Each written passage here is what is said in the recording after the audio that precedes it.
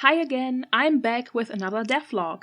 And I'm more than excited to announce that this week was the final week of pre-production and thus we've hit our first milestone.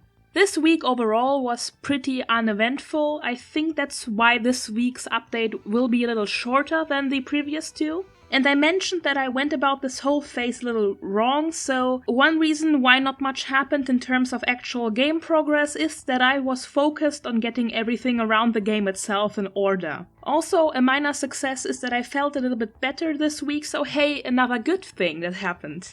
This is what I did this week. I tried to finish most of the game design document and the art bible for now. I finished the project schedule up until the beta phase. I made color palettes and lost them because Krita crashed on me, and the only thing I have now are a couple of color hex codes. I played some visual novels and took screenshots of their UIs for research. I continued to write the story synopsis and finished it up until the second chapter. I implemented the updated story in Twine, and I asked on Reddit for a little help. I will go into detail about this in just a second. In total, I spent this week 11.5 hours on project and file management, 3 hours on writing, 3.5 hours on game art and research, 3 hours on game design, no hours on coding, 3 hours on social media management, and 11 hours on miscellaneous stuff.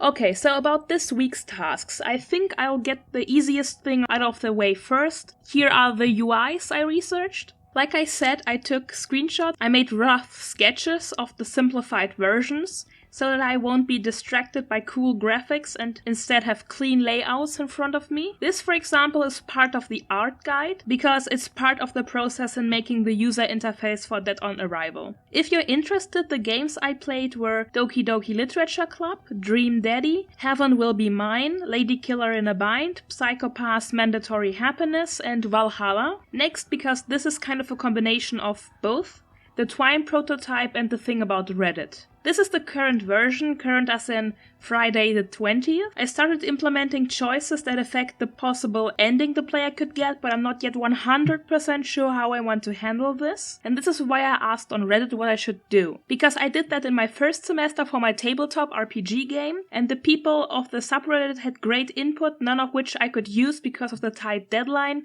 but it was helpful nonetheless. And this time I asked about how much agency I should give the player because I'm stuck in the following problem. The game designer in me says that I should give the player as much freedom as possible because that makes the choices in the game have value and makes the game itself more interesting for the player. But the author in me screams that this particular story would profit from having a more linear story. And the poor sap in me who has to code all of this cries somewhere in the corner and is rocking back and forward.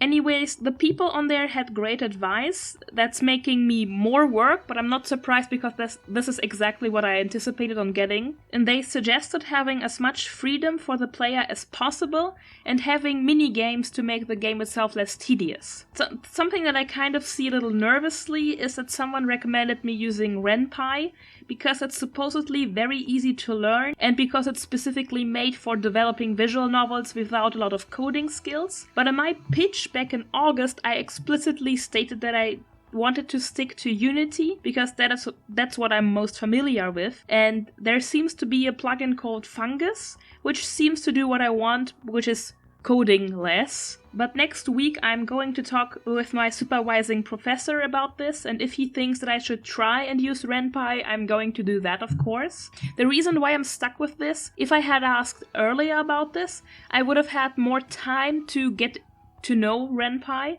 but because next week I'm starting to finish up the prototype, I'm afraid that it would waste a lot of time with simply getting used to the software that I could have spent on working on the actual game, but let's just see how things turn out. While we're at it, this week I wrote down some notes, which are just things I didn't want to forget. They are in no particular order or anything. The first thing I've written down is about color palettes. Most pre-made color palettes you'll find online consist out of 5 colors, but I'm not sure if that's too much or too little for my game, so I think I'll put this topic on the back burner until I start making the backgrounds, because I hope that this will be figured out then. Because yet that doesn't make sense if I make color palettes now and then it turns out that I can't use them. So I'm going to save myself some time with that. The second thing is that maybe I planned the twine prototype a little wrong and should have finished it in the pre-production phase. My professor suggested that I should take 4 weeks for this phase. And I said, psh, I can do this in 1 week, bitch. And guess who's a dumb bitch for thinking that? Anyways, finishing all of it in 1 extra week is unreasonable, so I'm not gonna add 1 week to the pre-production phase and just gonna start with the way I scheduled everything. The reason this concern of mine came up in the first place is that last night at 1 AM it hit me that, hey, maybe you should make the Unity prototype in the prototype phase and not in the alpha because that might be too late, you know? And since then this question has been nagging me, so yeah, this is also something that I'll address with my professor because it's, well, quite important. Either way, I'm going to use 1 week for the twine prototype, whatever happens, if I want it or not, because I need to get this as done as I can, because it's easier to have an overview over the scene arrangement and everything about the story and decisions than if I were to write it down. Yeah, so I think that's it for this week. As I said, it's a little bit less than the other 2 weeks because I didn't do much in terms of progress itself. And in advance, I want to say that next week's log might be online on Monday because of organizational stuff. So just a small heads up before I end the video, so that you're not surprised when there's no new video on the weekend. Yeah, thanks so much for watching. Please don't forget to subscribe if you want to stay up to date and want to see my game's progress. And if you like to see more of my content, you can feel free to check out the description. All my social media links are listed there. So yeah, until next week. Bye!